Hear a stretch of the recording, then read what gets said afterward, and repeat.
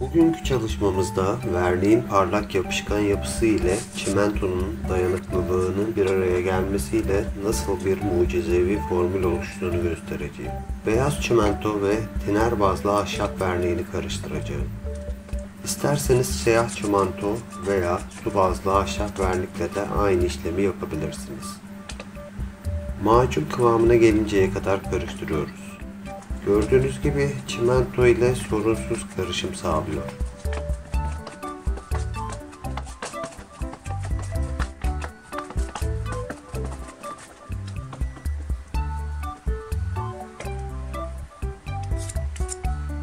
Ne çok katı ne de çok akışkan. Bu kıvam oldukça ideal. Mutfak tezgahında bir delik var. İlk oraya uygulayacağım.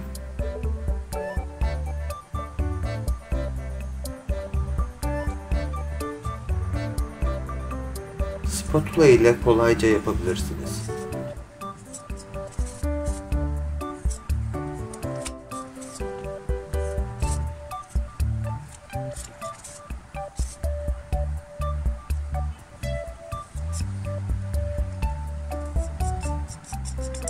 Şimdi banyo fayansındaki deliklerde kullanacağım. Hazırladığımız macuna beyaz akrilik boya ekliyorum. Uygulama alanının rengine göre farklı renklerde kullanabilirsiniz.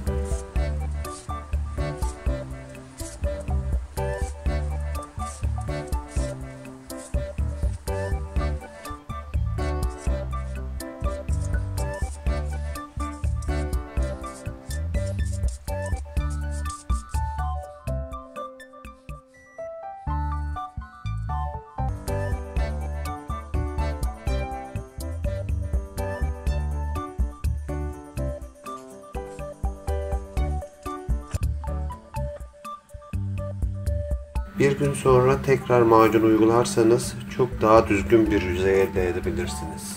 İkinci katı uygularken boya miktarını arttırmak mantıklı olur.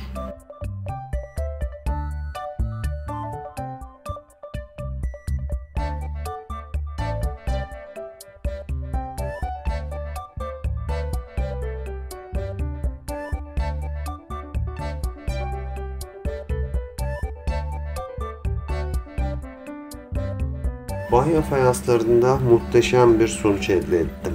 Neredeyse tamir bölgesi hiç belli bile değil. Vernik nedeniyle daha parlak ve daha sağlam bir dolgu yapmış oluyoruz. Ayrıca macun kıvamı ile pürüzsüz bir yüzey elde ediyoruz.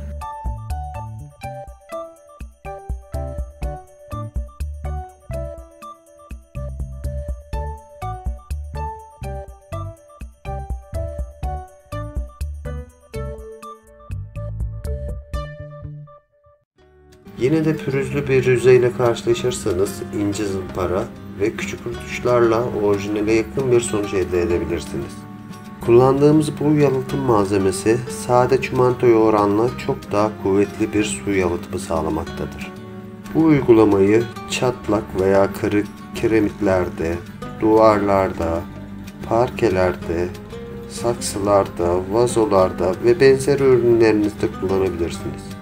Arkadaşlar, video hoşunuza gittiyse videoyu sevdiklerinizle paylaşıp videoya beğeni bırakırsanız ve düşüncelerinizi yorum olarak yazarsanız sevinirim. Bir başka çalışmada görüşünceye kadar kendinize çok iyi bakın.